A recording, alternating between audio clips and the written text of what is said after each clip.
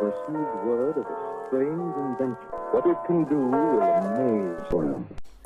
Sejam bem-vindos, ouvintes. Eu sou seu co-apresentador, João Santos.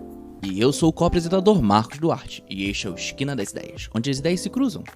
Hoje recebemos a economista Diana Moreira. Diana é graduada em Economia pelo IBMEC, mestre em Economia pela PUC-Rio e PhD em Business Economics pela Universidade de Harvard. Atualmente é professora do Departamento de Economia da Universidade da Califórnia, em Davie. Suas pesquisas se concentram em desenvolvimento econômico, interagindo com o campo de economia do setor público, economia política e organização. Bem-vinda, Diana. Obrigado por participar aqui do podcast. Obrigada, gente. É um prazer imenso estar aqui. Muito obrigada. Então, Diana, a gente aqui no Esquina, a gente sempre começa falando um pouco sobre a trajetória acadêmica e profissional dos nossos entrevistados. Então, como foi a sua escolha pelo curso de Ciências Econômicas na graduação?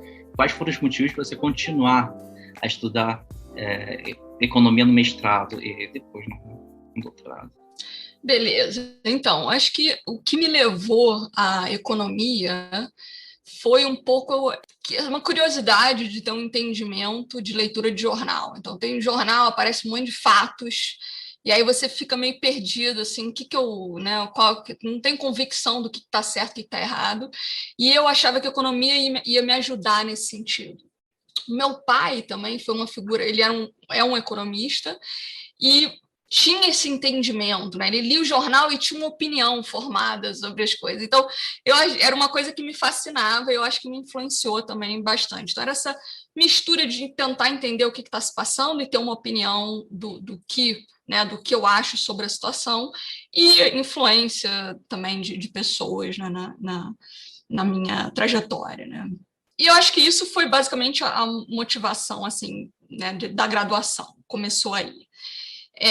Agora, o que fez eu continuar, né? Porque aí depois eu fiz o mestrado em economia, continuei em economia, e mesmo o doutorado também é bem focado em economia.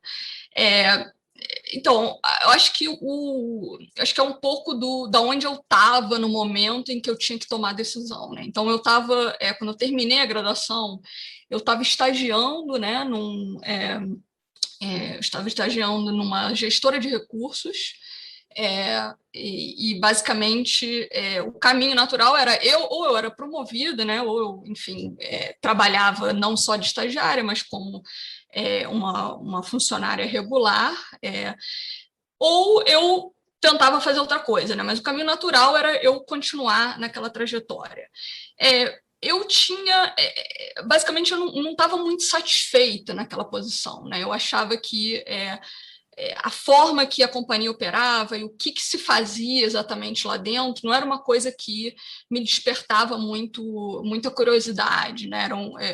Eu achava que tinha muito pouca análise. Eu esperava, antes de entrar no mercado financeiro, eu tinha uma impressão de que teria, né, toda uma análise para fazer uma decisão de compra de uma ação, né? Todo um trabalho anterior que, quando eu comecei a trabalhar lá, eu não vi que era bem assim. Ao menos tinham várias pessoas que talvez faziam uma análise mais profunda, mas essas pessoas acabavam não influenciando as decisões de fato. Então, foi uma coisa que tinha um sentimento ali que eu não estava muito satisfeita com aquele local, em termos né, do que eu poderia fazer, e não era um sentimento, né, porque insatisfação acho que tem em qualquer lugar, mas eu acho que era um sentimento assim, de que eu não quero melhorar, eu não quero tudo bem que eu não sou tão boa agora fazendo isso aqui, mas eu não quero ser melhor nesse negócio aqui, entendeu? E eu acho que isso que me fez eu procurar outra coisa, né? Agora, o mestrado foi meio que por conveniência um pouco, assim, tem um mestrado aqui que me permite eu postergar o que eu vou fazer, entendeu? Me permite abrir portas, essa porta que me abriu aqui, eu não estou tão feliz, então talvez eu tenha que fazer alguma coisa que vai me abrir outras portas, né?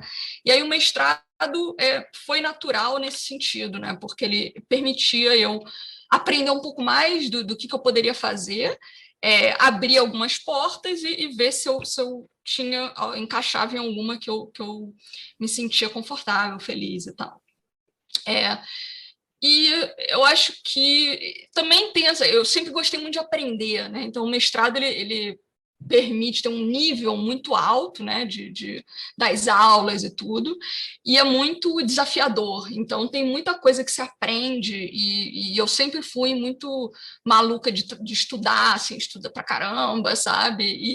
E ficar fascinada quando eu aprendo uma coisa específica, e aqui, o aprendizado em si era uma coisa que me encantava. Então, o mestrado foi conveniente né, e bateu com o que eu queria nesse sentido, né? E também eu acho que você estuda bastante, assim, e você tem um momento de paz, que também é legal. Então, eu gosto dessa intensidade e depois ser mais suave, né? Eu e o Marcos, a gente está nessa situação também. A gente está terminando a graduação agora e a gente está estudando para Ampec, né? A gente está pensando em fazer mestrado. Pelo menos para mim, eu não tenho vontade de ir para o mercado agora, porque eu imagino que o que eu vou trabalhar vai ser algo, eu diria, talvez um pouco raso em economia. Eu não vou estar ali lidando com o problema econômico de verdade, tal. Talvez eu vou mexer em base de dados, coisas assim.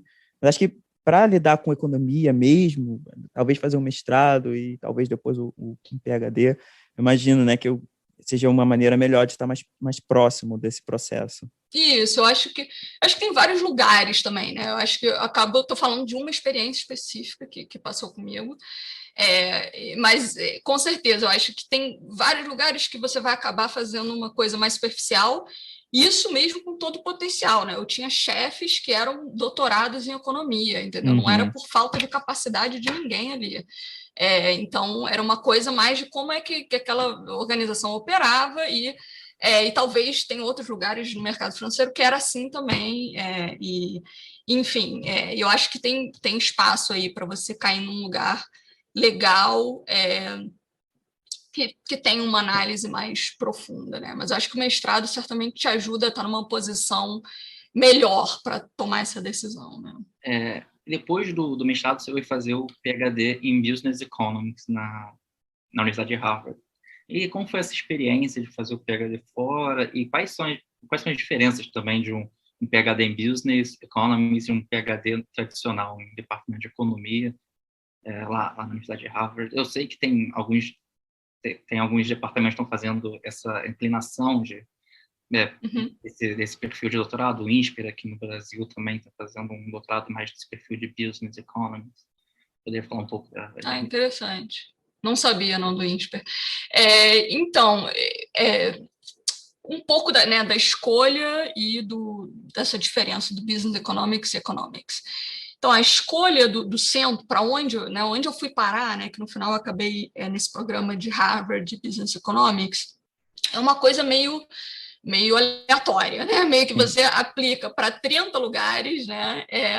E você vai ser aceito em pouquíssimos, e aí, daqueles pouquíssimos, você consegue escolher algum ali com base no que você fez pesquisa de quais professores estão lá e tal, né? No caso, eu estava bem dividida entre Berkeley e Harvard na época, né? Berkeley era um programa de economia e Harvard era esse programa de Business Economics. E aí, no final, eu meio que pensei que Harvard seria uma experiência mais diferente do que o de Berkeley, porque eu já tinha uns contatos com os professores em Berkeley, então eu achei que seria quase uma continuação do mestrado, apesar de eu não ser, porque Berkeley, enfim, é um excelente lugar, não tem nada a ver com o mestrado, mas assim, era a minha percepção no momento da decisão. Eu achei que se eu ia acabar continuando a minha trajetória, ao invés de expandir, de tentar, de ser exposta a muitos outros campos, que era o que eu achei que aconteceria em Harvard, porque eu não teria uma conexão específica com um professor, então eu acabaria tendo que buscar mais aprender quais estão todas as áreas da economia, quais me fascinavam ou não. Então, por conta disso, eu acabei escolhendo Harvard, né? Aí tem essa questão, né, que era um programa de Business Economics e não Economics. Então, eu acho que é bom ficar claro que esse Business Economics é uma coisa que varia imensamente de universidade. Então, o que é o Business Economics, eu explicar aqui não adianta muito se não é de Harvard, entendeu? Então, em Harvard funciona assim, em outro lugar funciona de outro jeito, não é uma coisa padrão como o de economia. Economia quer dizer a mesma coisa em qualquer lugar que você vai. É claro que tem diferentes níveis, mas, assim, normalmente as etapas, o conteúdo, tudo isso vai ser muito padronizado, né, entre os diferentes doutorados. E, claro, você vai se especializar em uma coisa diferente. Mas os primeiros 2 anos são muito parecidos no departamento de economia. Do Business Economics, na forma que funciona em Harvard, é muito parecido com o departamento de economia. Então, no caso, eu comprei essa ideia que seria uma coisa muito parecida, com algumas diferenças. Então, se eu tiver que nomear diferenças com respeito ao departamento de economia, seria que, primeiro, ele permite uma coisa mais multidisciplinar do que o departamento de economia. Então, se você tem mais interesse a áreas que não são tão pesquisadas em economia, eu acho que o Business Economics acaba permitindo essa flexibilidade um pouco maior. E a outra questão é a questão de funding, né? O Business Economics, por ser business, eles acabam tendo mais acesso a recursos do que o departamento de economia. Então, eles acabam permitindo que o stipend que você ganha é um stipend maior do que o que você poderia ter num departamento de economia. Isso foram 2 diferenças, né, que, no caso, influenciou a minha decisão. Mas eu acho que o principal era a universidade em si, né? Porque era o que eu estava escolhendo era esse pacote. Então, se eu tivesse a oferta de economia do departamento de Harvard, eu escolheria o departamento de economia em Harvard, ao invés do Business Economics, né? Não foi mais uma questão das 2 universidades, mas não é uma coisa que a pessoa tem que saber, dada aquela universidade, como é que esse Business Economics funciona exatamente, né?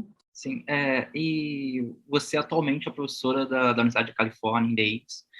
Como é essa experiência sendo professora no mercado americano?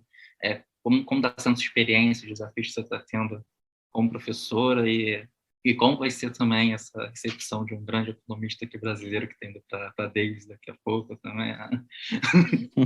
Tá certo, essa aí é confidencial, não pode se falar. Mas, enfim, então, a ideia é com essa experiência profissional, né? Então, acabou o doutorado, como é que funciona essa transição, né? Então, eu acho que tem uma coisa que talvez é falada pouco para quem está indo fazer o doutorado, né?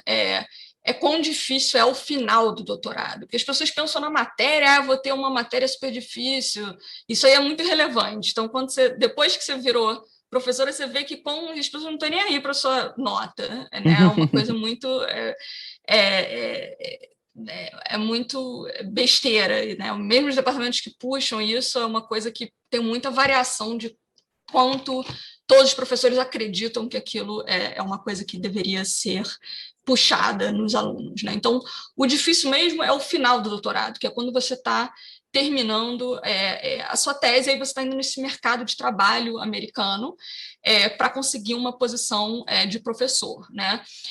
E aí é um processo difícil, porque você trabalhou 6 anos naquela tese, 5 anos, 6 anos, e aí você está sendo avaliada só por aquilo. Então, o que vai fazer você ganhar ganhar uma posição ou não como professora é simplesmente a qualidade daquela sua pesquisa ali. Claro, com algumas outras características da sua habilidade e de outros componentes, mas é um peso grande na sua tese, né? E aí, quando você está naquele mercado onde você está vendo todos os seus colegas conseguindo um monte de posição e você está só esperando, aquilo te destrói psicologicamente, né? Porque você vê, cadê a ligação? Não está chegando, o negócio que você fica impaciente e uma montanha russa, assim, psicologicamente é matador se você não é um superstar, né? Então, é uma coisa que é muito difícil lidar esse final, e para muita gente tem, né, consequência de longo prazo o quão difícil é isso. Caramba. Agora, uma coisa positiva desse mercado é que é muito centralizado. Então, assim, enquanto outros né, que não são economia, quando outros mercados, quando você está procurando emprego, você se formou num doutorado de psicologia, e aí você vai procurar emprego, o mercado pode não ser centralizado. Então, tem milhões de faculdades ao longo do mundo inteiro, e você tem que catar cada faculdade, está procurando... Aqui não. Então, a economia, todas as faculdades do mundo, mais ou menos, assim, algumas talvez não participam desse mercado, né, mas que estão disputando candidatos que se formaram em PhD fora, normalmente elas todas anunciam num site só. Então, você tem acesso a todas as posições de uma forma super centralizada e organizada, o que facilita muito para quem está procurando emprego, né? Porque você imagina catar cada emprego né, num site diferente. E aí funciona dessa forma, você vai aplicar para todos esses empregos, né? E aí tem todo um processo de espera e de mandar carta dos seus orientadores, o seu currículo, os seus trabalhos que você ou publicou ou está em andamento. E aí você é chamado para uma entrevista, e aí tem uma primeira conversa, né? Todas essas entrevistas acontecem num lugar específico, numa cidade específica, então não tem um custo de você ir para cada universidade e fazer todo o processo. Pois é uma coisa super organizada, né? E aí, se você passa essa entrevista, eles te chamam para esse fly-out, né? Que chamam, que você acaba visitando por um dia, e aí tem um batalhão de entrevistas nesses lugares, né, em cada um dessas universidades que potencialmente te chamaram, estão interessadas em você, e aí no final eles decidem se faz essa oferta ou não, né? Mas é um mercado desse mercado de job market é bem centralizado, que facilita bastante, né, para o candidato. Mas ao mesmo tempo gera muito essa questão psicológica, né, de você observar todo mundo que está movendo ao mesmo tempo, recebendo as chamadas, e os outros talvez menos, então cria muito competição e conflito, né, nesse momento. Então, muitas vezes você não quer ir para a universidade para não saber quem que foi chamado para sei lá o quê, para não ficar chateado no dia, entendeu? Mas é basicamente isso, né? Mais do mercado. Agora, com respeito a ser professora, né? Uma vez pulou de onde eu estava, virou de estudante, passou a ser professora, né? Quais são os professor e pesquisadora, né? Quais são os principais desafios que eu acho que eu enfrentei? Eu acho que né, são vários desafios. Eu acho que é uma coisa que é diferente, você aprende aos poucos, né, como é que você sai de ser estudante para ser professor. Eu acho que grande parte esse aprendizado essa postura de ser um colega dos outros professores, é uma coisa que demora um pouco você a entender como é que as coisas funcionam, né? Você começa meio que se comportando como um estudante, né? Enquanto no final aquelas pessoas não são seus chefes ou nada nesse sentido, eles são colegas e você tem que se comportar como tal, né? Como colegas, e você navegar esse social com pessoas que anteriormente eram mentores, eram pessoas que eram quase seu chefe, é uma coisa que você foi difícil, e é uma coisa que é difícil essa transição, né? Uma outra coisa que eu também tive que me adaptar um pouco é essa questão que acho que nos Estados Unidos em geral, eu não sei se é só como professora, não só no mercado acadêmico, mas você tem que ser muito mais entrona, você tem que bater na porta, tem que vender seu peixe e solicitar ajuda, uma coisa que você tem que sempre estar expondo você mesmo, e não tem muito espaço para você ser envergonhado, para você ser modesto. Essas coisas normalmente são penalizadas, né? Infelizmente, para mim, que eu acabo... Eu sempre funcionei de uma forma que não era dessa forma, era meio que tentando vender o peixe do outro, e aí falando nesse meio do caminho, tentando falar sobre o meu trabalho, mas né, eu acho que essa forma de atuar acaba não sendo ótima nesse ambiente, né? Acho que foi isso, assim, basicamente as dificuldades que eu encontrei. Enquanto ao Gil, aí, eu ainda não conheço o Gil, né? Eu estou só esperando.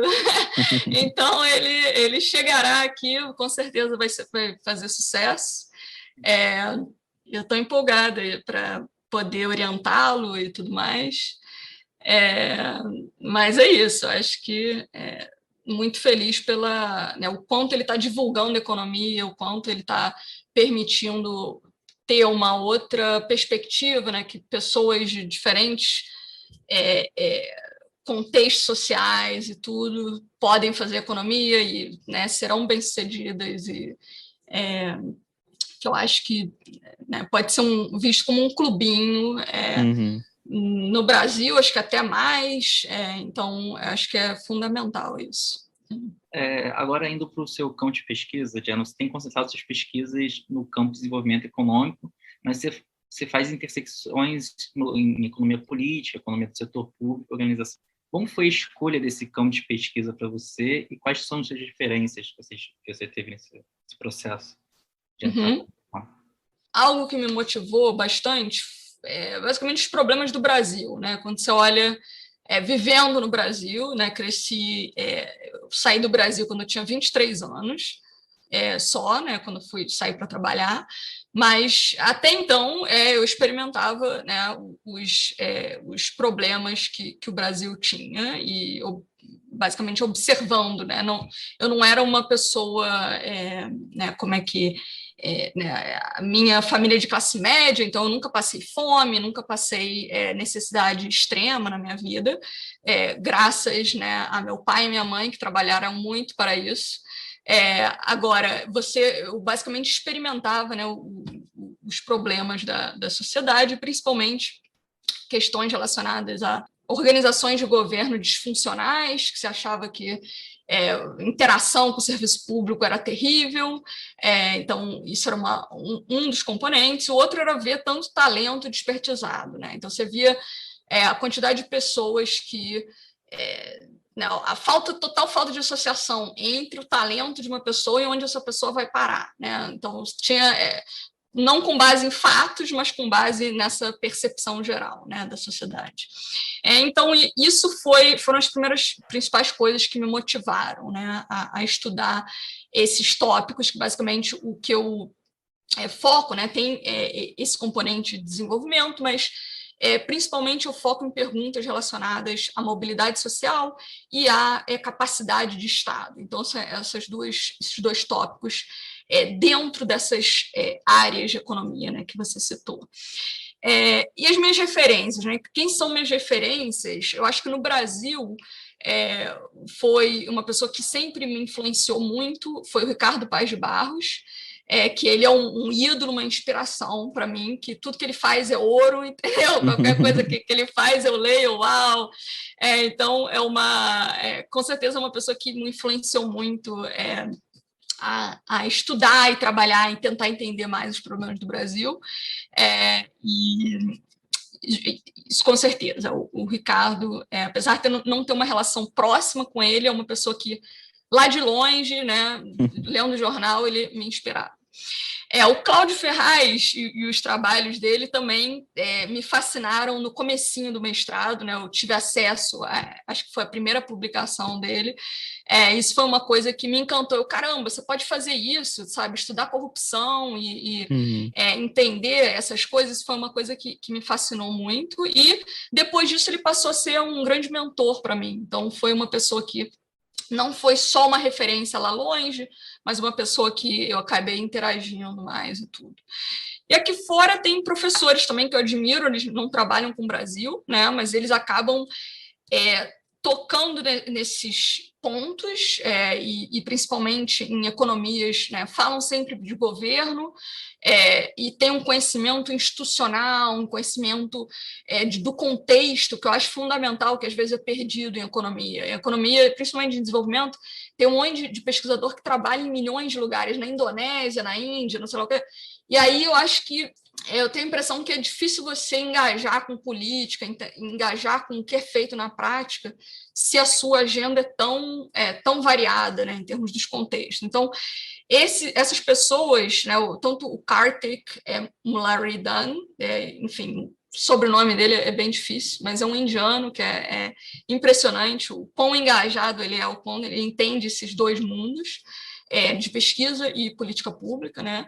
Rohini Pandey e Raj Chetty são também outras pessoas que realmente entendem do contexto que elas estão estudando, e isso é uma coisa que me fascina bastante também. Você é uma dessa geração de economistas que tem uma pegada um pouco mais microeconômica para pensar as questões de desenvolvimento. Então, como essas questões de economia política, economia do setor público e organização econômica nos ajudam a pensar as questões de desenvolvimento? Perfeito. Eu acho que é bom primeiro esclarecer o que é desenvolvimento, né? Primeiro, o que a gente pensa como uma linha de pesquisa que está estudando desenvolvimento. Eu acho que, em geral, você está tentando entender por que alguns países, né, têm uma prosperidade social e econômica pior do que outros países. Então, esse é o core, a coisa principal de desenvolvimento econômico.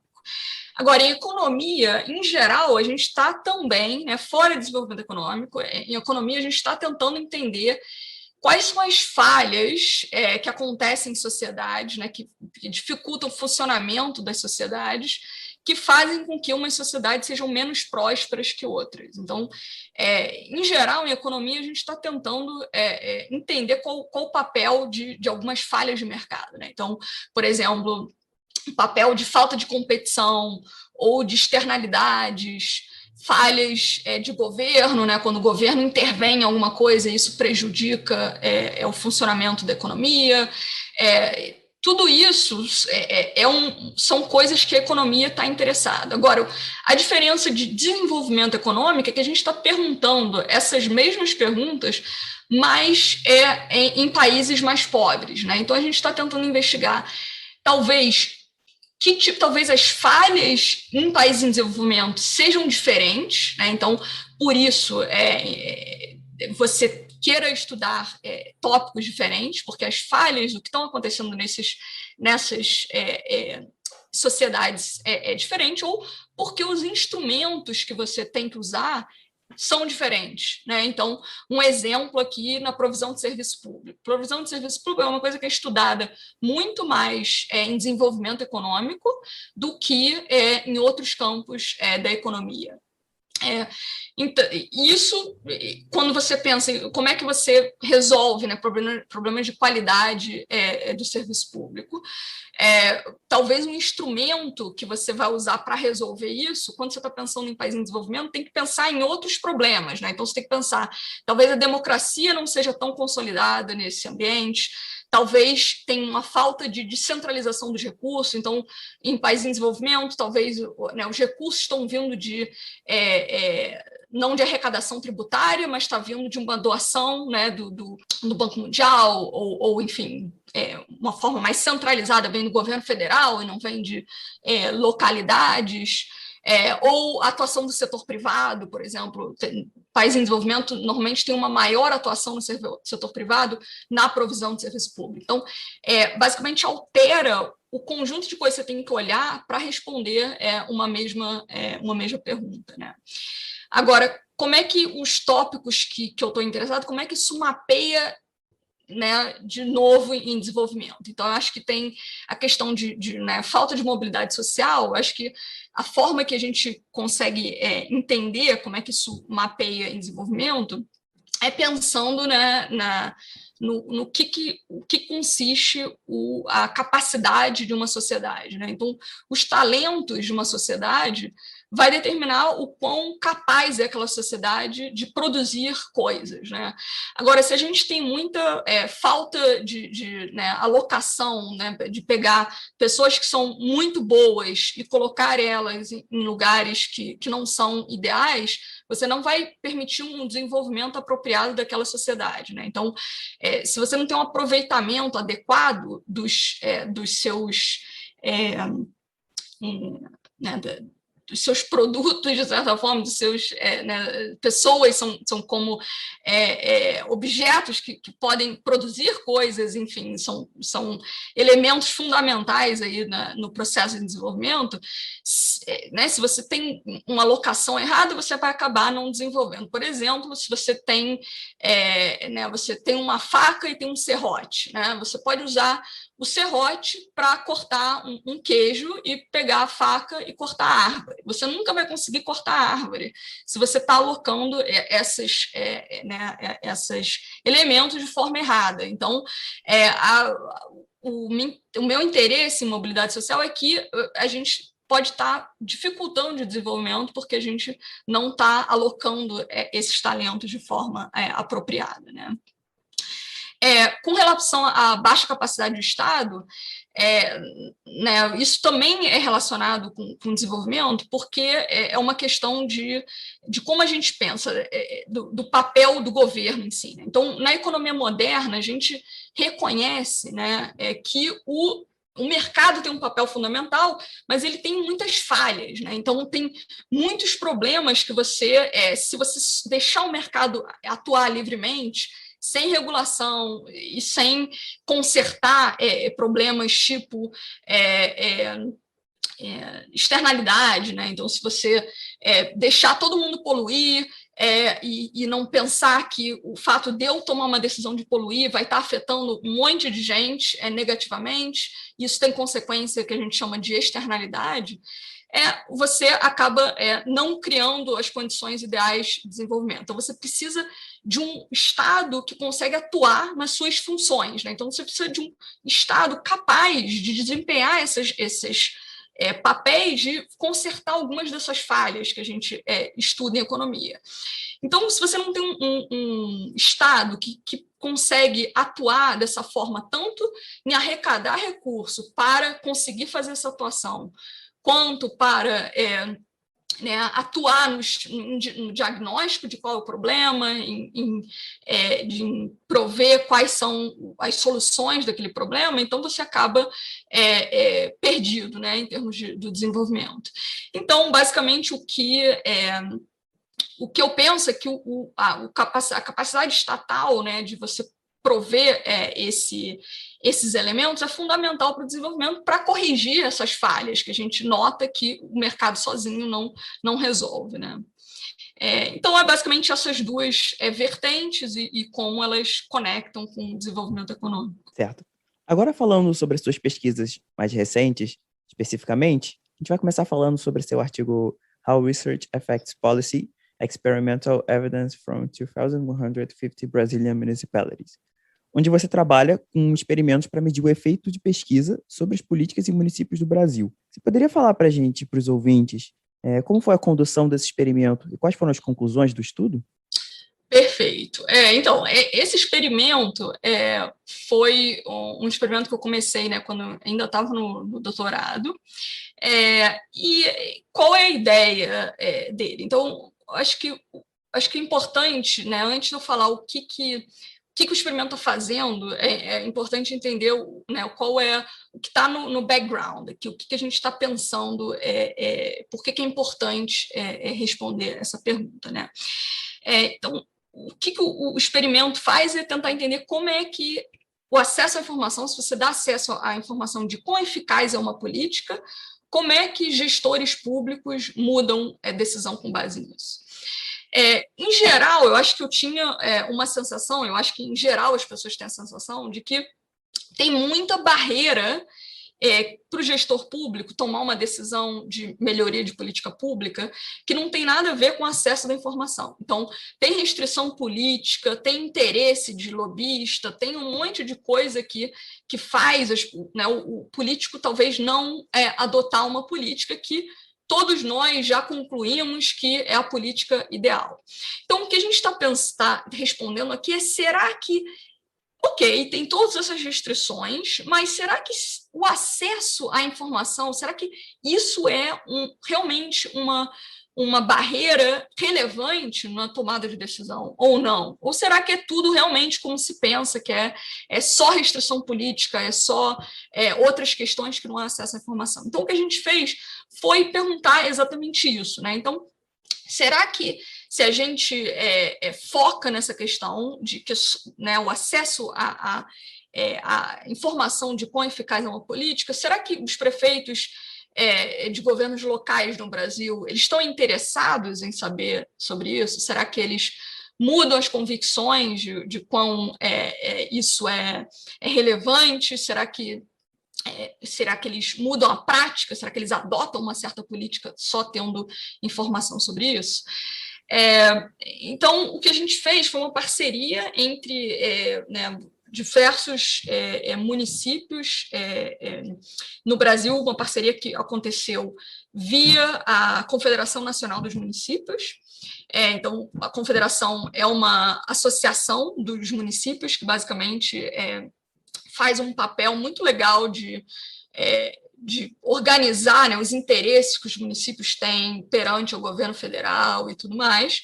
E o que a gente fez foi uma parceria com eles para conseguir chegar a comunicar com 2.500 municípios, né, no Brasil. Então, o Brasil tem 5.500 municípios, então mais ou menos metade desses municípios a gente conseguiu atuar junto com a Confederação. Uma grande amostra, né? Uma amostra que a gente conseguiu ser grande, dado que é um experimento, né? Dado que é um experimento que normalmente tem amostras menores, né? Do que experimentos observacionais, né? Que a gente não tem uma intervenção em si que a gente está propondo.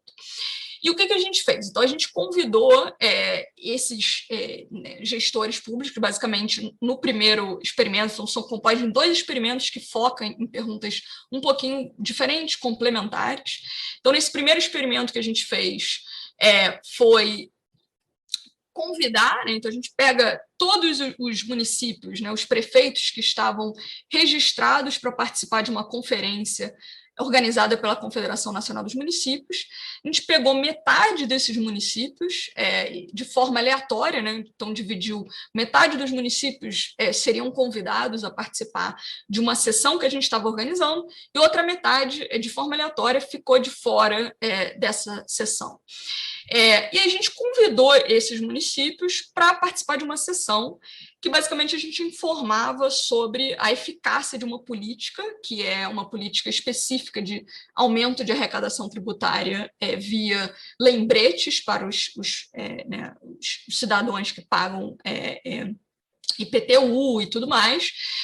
E a gente basicamente explicou para o prefeito e as prefeitas o quão eficaz era essa política. Então, a gente, basicamente, com base em evidência, né, com base em 12 outros estudos que foram concluídos em diversos países, a gente falou o quão eficaz é para aumentar compliance de pagamento de tributo, né?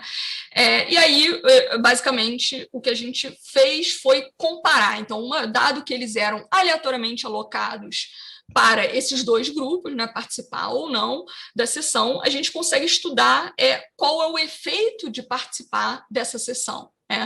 E aí o que a gente vê é que, então, só comparando municípios que foram convidados, municípios que não foram convidados, primeiro a gente vê a probabilidade deles participarem da nossa sessão. Então, a gente vê que 40% dos municípios realmente comparecem à sessão, o que mostra que eles têm interesse, têm demanda por participar da sessão. E interessante que são os prefeitos mais jovens e prefeitas mais jovens e educados que realmente comparecem a essa sessão. Então, tem as características dos líderes influenciam aqui o interesse, a abertura a questões associadas à pesquisa. Depois a gente olha para qual é o efeito disso. Então, eles participaram da sessão, qual a consequência sobre a política pública. Então, a gente mostra que 1 ano e meio depois, se a gente segue esses municípios 1 ano e meio depois, a gente mostra que a participação na sessão aumentou em 10 pontos percentuais a probabilidade deles adotarem essa política que eles aprenderam, quanto que aprenderam a eficácia naqueles municípios que participaram dessa sessão informativa, né? E basicamente esse é um efeito que é mais ou menos um aumento de 30% com relação aos outros municípios que não participaram da sessão, né? E basicamente foi isso, o principal componente da pesquisa, né? E aí depois a gente fez quase um estudo um pouquinho mais que a gente chama de light touch, né? Que é mais suave, para tentar entender o quanto esses gestores estão realmente pensando sobre aquilo que a gente está falando para eles. Porque imagina que eu falo qualquer coisa, né? E esses gestores adotam qualquer coisa que eu falo simplesmente porque eu sou uma professora da Universidade da Califórnia agora, e aí eles aceitam qualquer coisa que eu falo, independente do conteúdo que eu tô passando para eles. Então, a gente estava querendo entender o quão sofisticado são esses gestores para absorver aquele conteúdo, né? E aí a gente fez um segundo experimento que tenta olhar para isso, e a gente varia um pouco o tipo de informação que a gente está dando para ver se isso afeta a forma que eles estão encarando a informação. E a gente vê que eles são eles são bastante sofisticados no uso dessa informação. Não é perfeito, não é como um agente completamente racional da forma que a gente pensa em economia, e tal, tem algumas várias coisas que são diferentes disso, mas eles são bem sofisticados na forma que eles estão usando essa informação.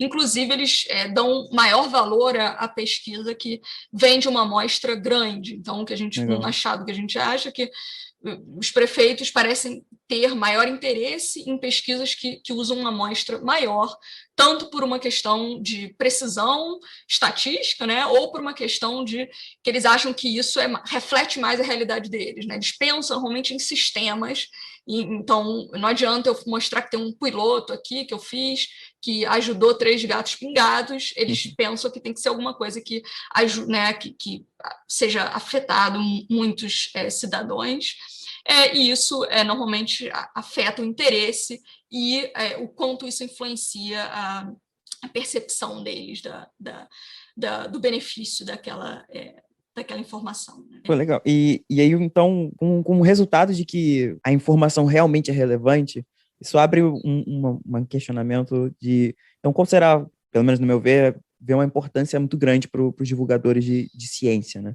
Porque então, a pessoa que trabalha com divulgação de ciência, então, ela acaba tendo uma influência sobre a política pública. Então, é importante que a gente, ainda mais hoje em dia, que você tem tanta fake news falando, gente duvidando de vacina, de coisas que são tão consenso, né? Acaba ficando evidente a importância dessa profissão da pessoa que está ali trabalhando para divulgar a ciência de uma maneira correta, né? Isso, então, acho que é exatamente isso. Acho que a mensagem aqui que a gente traz é muito mais para o pessoal que está na ponta, tentando fazer essa ponte, né, entre pesquisa e política pública, muito mais do que mudar a forma que as pesquisas são feitas, porque eu acho que o conhecimento que a gente adquire nesse estudo ainda é muito preliminar para falar que, enfim, a gente tem que mudar a forma que a pesquisa é feita. Eu acho que tem algumas mensagens aqui que são interessantes para quem está trabalhando nessa ponte aí de criar entre evidência, né, e política pública. Então, a primeira é que tem muita oportunidade para fazer isso, né, para fazer essa exposição de gestores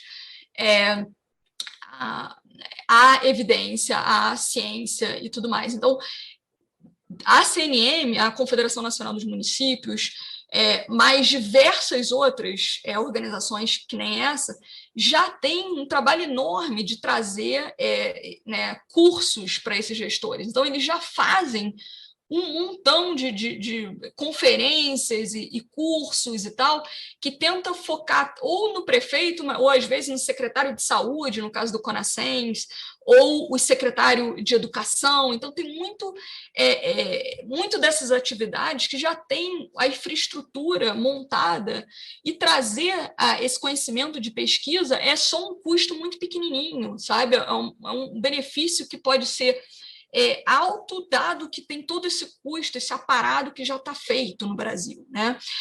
Então, eu acho que isso é uma mensagem interessante, o fato que eles estão abertos a aprender isso, a aprender informação que está vindo dessas fontes, e não só da pessoa que está super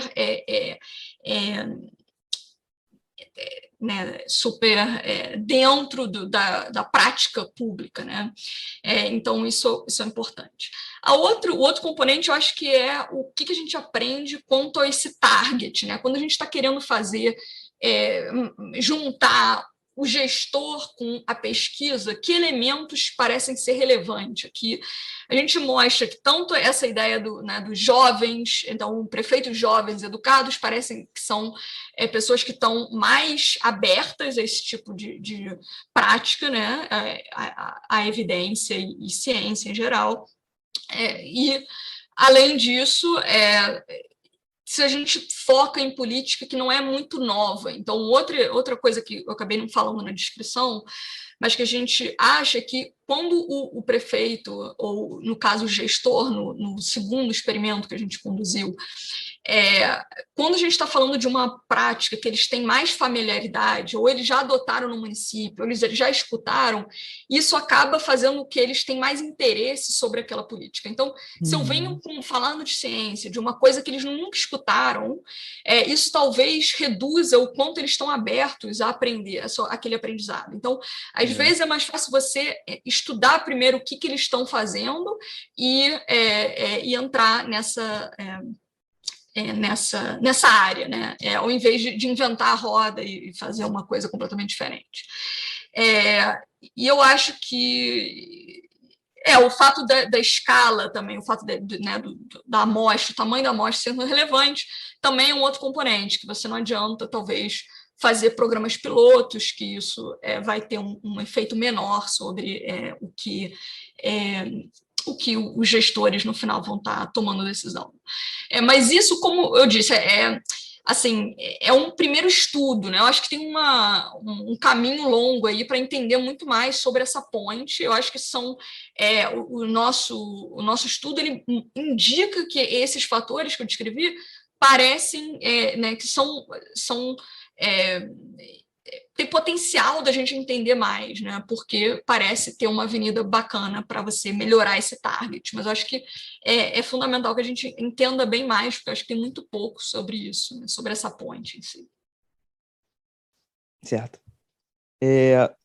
Agora, falando sobre seu outro artigo, Political Turnover, Bureaucratic Turnover and the Quality of Public Services, onde você estuda o efeito da alternância de poder sobre a mudança em burocracias municipais, né? Bom, no estudo você utiliza o método de regressão com desenho de continuidade. E qual seria a situação desse processo eleitoral que permitiu que você pudesse analisar essa situação com esse método? Então, o que a gente faz, né? A gente está interessado em transições, né? Como é que as transições políticas na gestão municipal, qual a consequência disso sobre serviço público e as burocracias locais e tudo mais. E a gente usa esse método de regressão de continuidade. Por que isso primeiro, né? Por que a gente precisa disso, né? Qual a ideia, né? Idealmente, eu gostaria de falar o quê? Eu pego um município onde teve uma transição política e um município onde não teve a transição, ou seja, o prefeito talvez tenha sido reeleito, o partido político continuou naquele município, e aí eu gostaria de falar que tem uma diferença ali entre os dois municípios e falar que a diferença está vindo porque teve essa transição política. Qual o problema disso, né? Qual o problema? O problema é que o que faz ter a transição política? É o fato de que eu sou um eleitor, eu não gosto da política que está sendo implementada, então eu vou votar o meu prefeito fora, né? Então, O problema é que pode ser que aquele município estava numa trajetória super decadente, né? Estava em uma trajetória de caída, e aí a diferença que a gente observa depois da eleição pode ser simplesmente algo que já estava vindo, não é o fato de ocorreu a mudança né, da transição. Então, para a gente isolar o efeito da transição em si, para não ser resultado de nenhuma trajetória que já estava acontecendo naquele município, a gente usa o que você falou, esse método de regressão de continuidade. Qual a ideia? Então, a gente pega né, municípios onde teve uma eleição muito próxima, então o prefeito ele ganhou por uma margem muito pequenininha, né? O prefeito que já estava lá naquele governo, ele foi reeleito, por exemplo, com uma margem muito pequenininha, e a gente compara isso com outros municípios onde o prefeito acabou não sendo reeleito por uma margem muito pequenininha. E aí a gente vai comparar só restringir, em vez de comparar todos os municípios onde teve reeleição e não teve reeleição, a gente vai comparar todos os municípios restringindo apenas a esse tipo de município, onde a eleição acabou sendo decidida quase por uma moeda ali que deu sorte, o prefeito foi reeleito, o outro prefeito acabou saindo. E aí o que permite né, a gente atribuir ao fato de que foi o efeito da transição em si?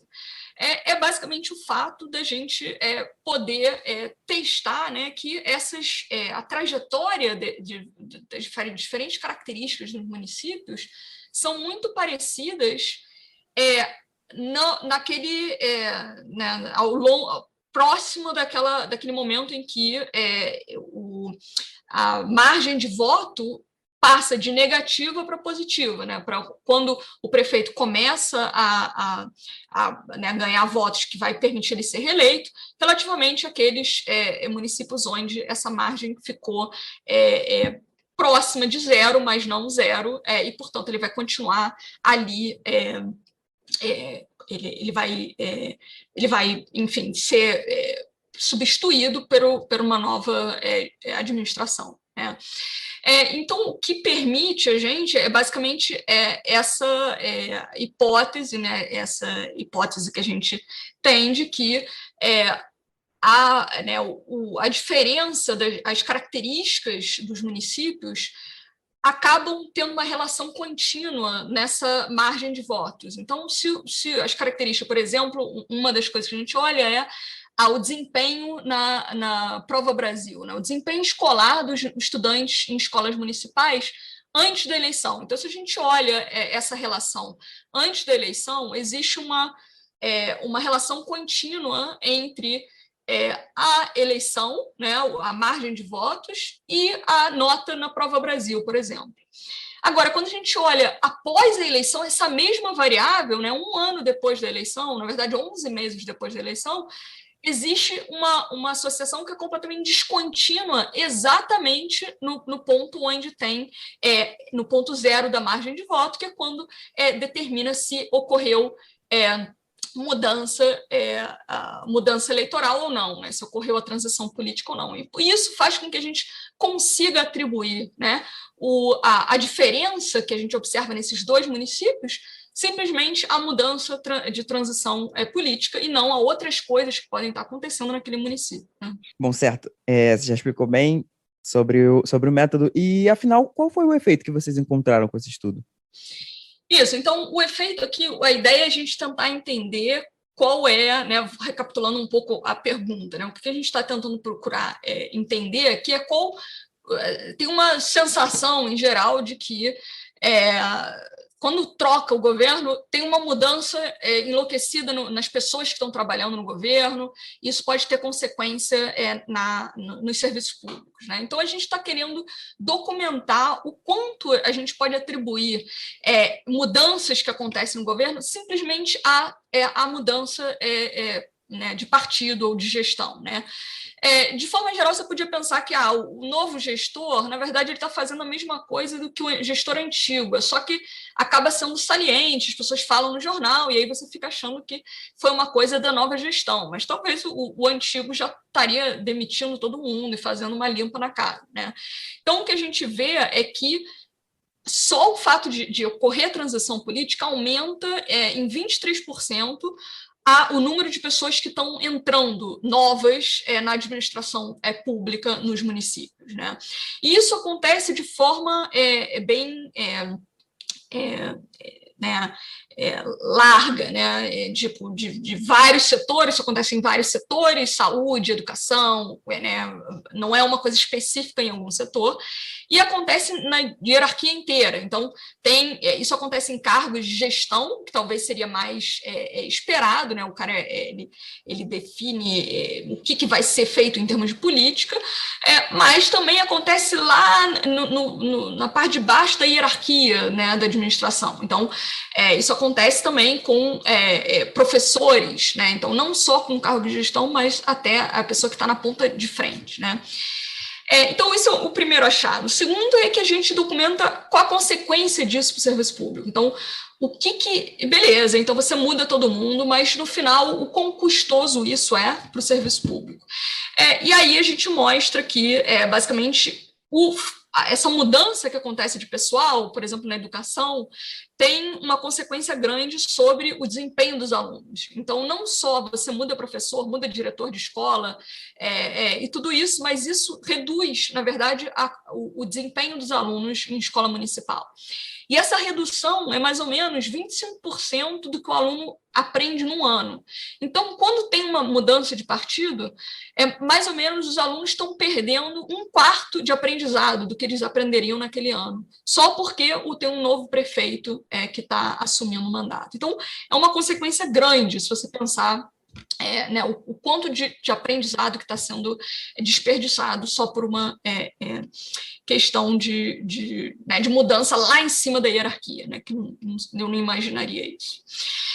E aí a gente tenta entender por que isso está acontecendo, né, o que faz, né, o prefeito tomar essa decisão que no final vai ser tão adversa para o serviço público, e a gente mostra que parece que tem uma questão que eles estão, que a gente fala de trading off, né, que eles estão pensando em pessoas qualificadas, mas ao mesmo tempo eles querem pessoas que são mais alinhadas politicamente a eles, e aí isso faz com que eles acabam gerando uma redução na qualidade das pessoas que estão empregadas na gestão pública, e, além disso, tem um custo de você, mesmo se você está substituindo pessoas de igual qualidade, o fato de você estar simplesmente substituindo tem todo um aprendizado que você tem que entender ao longo do tempo, e isso né, ao longo do tempo vai melhorando, mas tem um custo ali de curto prazo que também é importante. Então, tem esses dois componentes, né? Um custo que é mais permanente da qualidade do pessoal, que realmente piora o nível, mas também o fato de que simplesmente você tem todo um reaprendizado daquelas mesmas práticas, e isso tem consequência, por exemplo, na entrega de livros. Então, os alunos acabam recebendo menos os livros na hora que eles deveriam receber, por conta de que né, provavelmente as pessoas que entraram lá não sabem muito bem como é que você faz a licitação de livro, como é que você faz esse tipo de coisa, e acaba que o livro só chega um pouco depois e prejudica os alunos. Certo. E como é que a gente pode analisar esse resultado no sentido de entender a relação entre a alternância de poder e a qualidade do serviço público? Isso, então, o que a gente o que a gente pode falar aqui é que a gente está mostrando primeiro está quantificando isso, né? O quão relevante é essa nossa percepção geral de que quando um gestor público muda, isso tudo, ele faz uma disrupção imensa na gestão pública, né? O quão verdade isso é, o quanto a gente pode atribuir a transição em si e não a outros fatores que não tem nada a ver com a eleição. Então, a gente está documentando que isso é grande. Estou falando que esse fenômeno é um fenômeno realmente grande, como as pessoas pensavam, e é custoso em termos de serviço público, né? Agora, isso mostra também que a eficácia de instituições de accountability, né, que, por exemplo, a eleição, né, uma forma que a gente tem para tirar pessoas que estão, né, os políticos não estão fazendo um trabalho direito e tudo mais, elas, na verdade, dependem, a eficácia dessas instituições dependem do regimento em que as burocracias atuam, né? Então, se as burocracias não são separadas, de certa forma, desse sistema político, né? O que acontece é que é difícil esse sistema de eleição criar as accountabilities da forma que necessariamente positiva para o serviço público. A gente mostra que tem esse outro lado que é custoso quando você tem uma eleição e tem uma mudança de governo. Claro que ninguém está falando aqui que é para tirar a eleição, né? A gente só está falando que tem esse outro custo aqui que a gente talvez não estava pensando muito. A gente está falando que esse custo é significante e é um custo que depende da forma que essa burocracia funciona na prática, né? Certo. Agora falando sobre o seu working paper Success Spills Over, How Awards Affect Winners and Peers Performance in Brazil, em que você tem estudado o impacto do reconhecimento público da performance de alunos participantes da OBMEP, a Olimpíada Brasileira de Matemática das Escolas Públicas, no rendimento dos alunos que conseguiram essa alta performance e seus colegas. Poderia falar um pouco sobre essa pesquisa?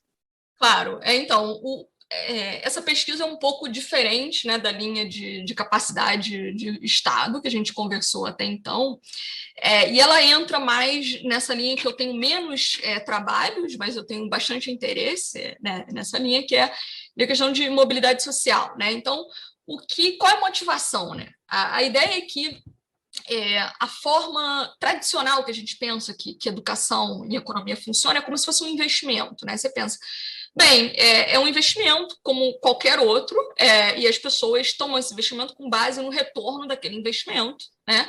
Então, se o retorno para a educação é alto, lá no futuro, em termos de mercado de trabalho, então as pessoas hoje deveriam investir mais e ganhar esse investimento, né, que vai pagar no futuro, e aí todo o fato de que não tem investimento em educação, no sentido que as pessoas não vão tanto à escola ou nessa demanda por educação, não acontece simplesmente porque elas talvez não tenham acesso a crédito, né? Isso é uma visão. Agora, o que a gente está tentando olhar, a motivação teórica, né, desse estudo é pensar em questões subjetivas. Então, não só essa questão de crédito pode ser relevante, mas pode ser que questões de normas sociais, questões de percepção quanto ao retorno no final, papel de mentores ou de redes sociais podem influenciar o meu desejo a me educar. E não tem nada a ver com o fato de eu achar que isso tem um retorno financeiro no futuro ou não. Então, esse trabalho que a gente fez, basicamente, vai nessa linha de entender um pouco mais esses componentes subjetivos da demanda por educação, né? Então, o que a gente pensa, o que a gente está pensando que esse estudo pode estar alterando em termos desses componentes subjetivos. Então, o que eu estudo na prática é um prêmio, né, que é a Olimpíada Brasileira de Matemática em Escola Pública. Ela basicamente organiza, né, uma competição enorme, né, uma iniciativa muito legal de que no momento que eu estava estudando, era só aberta a escolas públicas, e agora, posteriormente, eles acabaram abrindo para algumas escolas privadas também. Mas ele tem um alcance enorme em escolas públicas no Brasil a partir da 6ª série. E o que eles fazem é dar um reconhecimento para os alunos que têm um desempenho alto nessa competição, né? É uma competição nacional que, basicamente, você está pegando 800 mil alunos que estão participando dessa competição, está ranqueando os 40 mil primeiros, e aí está falando parabéns, né, dentro desses 40 mil, e ele dando um título de parabéns. Basicamente é isso, né? E dá um papelzinho falando que você ganhou aquilo.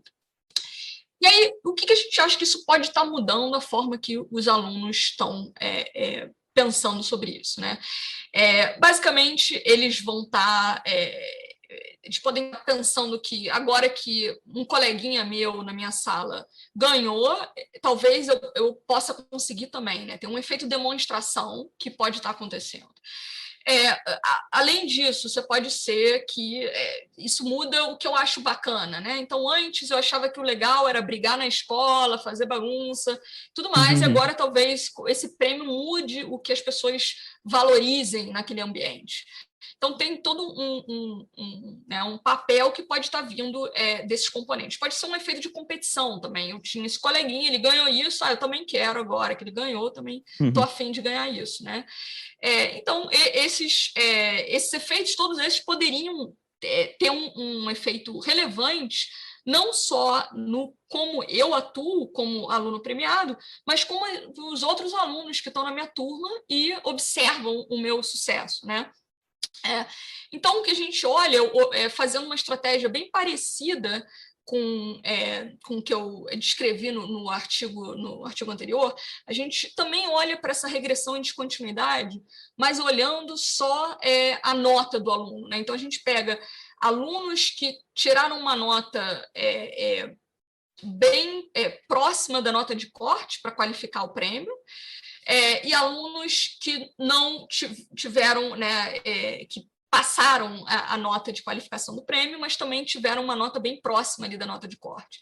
E aí a gente olha para os colegas desses alunos, né, nas turmas dele em volta do Brasil todo, o que acontece com esses coleguinhas e com os alunos premiados em si, uma vez que esse prêmio é dado. E aí é importante que a gente pode atribuir esse efeito só ao efeito do prêmio, e não outras questões que podem estar explicando por que um aluno é melhor que o outro, né? E aí, basicamente, o que a gente faz é essa comparação, né? Bem legal. Diana, nosso horário está ficando um pouco apertado. Novamente, muito obrigada por você participar aqui com a gente do programa.